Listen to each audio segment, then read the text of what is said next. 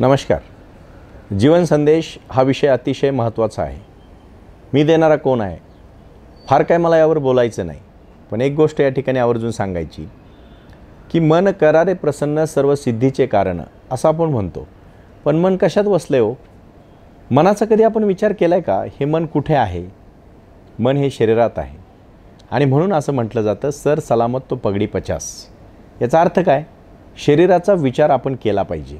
अध्यात्मात गेलं तर आपण अध्यात्मांची गोष्ट ऐकली की शरीराचे चोचले पुरू नका, शरीर हे एक मैद्याचं पोतं आहे, शरीराला काही महत्त्व देऊ नका, तुम्ही तुमच्या विचारांना महत्त्व द्या. अरे 90% पडणाऱ्या मुलाला जर 2 मिनटं जर व्यवस्थित क्रीडांगणामध्ये खेळता आलं नाही किंवा तो समजा एक छान डॉक्टर झाला आहे, हुशार डॉक्टर आहे, पण 3 तास उभं राहून ऑपरेशन करण्याची जर त्याच्या शरीराची क्षमता नसेल तर ठीक आहे, हुशारी असली पाहिजे, पण शरीर संपदा ही तेवढीच महत्त्वाची आहे. मला आज सर्वांना आव्हान करायचं आहे, योगासनं करा, प्राणायाम करा, व्यायामशाळेत जा, जिममध्ये जा, पण काही ना काही करा. दररोज आपल्या शरीरासाठी 2 तास वेळ द्या. तुम्ही पहा बरं, पंतप्रधान पदावरच्या व्यक्तीने राजीनामा दिला तरी तो जिवंत आहे, पण जर एखाद्याचं शरीर निकामी झालं तर तो जिवंत राहतो का? आणि जर तो त्या क्षणाला जर जीव सोडून गेला, म्हणजे शरीर जर त्याने त्यागलं, तर त्या व्यक्तीचं अस्तित्व बऱ्यापैकी संपतं. मला एवढंच म्हणायचं आहे, शरीर केंद्रित होऊ नका, शरीराचे सगळे चोचले पुरवत बसू नका, पण आपल्या शरीराचा विचार मात्र नक्की करा.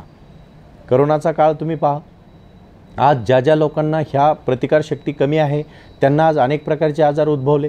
ज्यांनी आपल्या शरीराची तपश्चर्या केली, साधना केली, शरीराचा दैनंदिन विचार केला, व्यवस्थित आहार सकस घेतला. आता जर अलीकडे पाहिलं तर चमचमीत खाणारी मुलं आहेत, त्यांना बर्गर आणि वेगवेगळ्या प्रकारचे पिझ्झा लागतात, पण तेच जर तुम्ही चांगले फळं, फुलं, दूध आणि अशी चांगली पदार्थ जर खाल्ली तर आपलं शरीरसुद्धा चांगलं राहतं. एखाद्या झाडाला तुम्ही जर व्यवस्थित खतपाणी घातलं तर त्याची वाढ बघा, आणि दुसऱ्या झाडाला फक्त लावून टाका, त्याची वाढ बघा.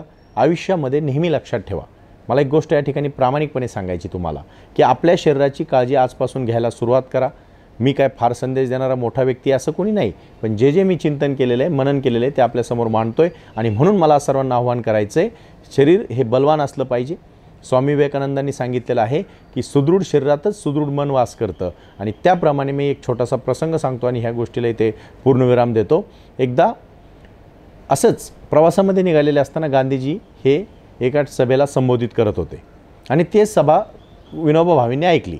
विनोबा भावेंच्या मनामध्ये त्या सभेचे विचार राहिले, पण विनोबांची शरीरयष्टी एकदम अशी लुकडी होती, एकदम काटकुळी होती, आणि ते भाषण ऐकून ते फार प्रभावित झाले आणि ते दुसऱ्या दिवशी गांधीजींना भेटायला आश्रमात गेले. गांधीजी भाजी चिरत होते. विनोबा एकदम विचलित झाले, कन्फ्यूज झाले. अरे महात्मा गांधी आणि भाजी चिरतात? त्यांनी विचारलं, बापू तुम्ही भाजी? हो म्हणले, ज्याला स्वतःची ही कामं करता येणार नाही त्यांनी देशाच्या गोष्टी करू नये.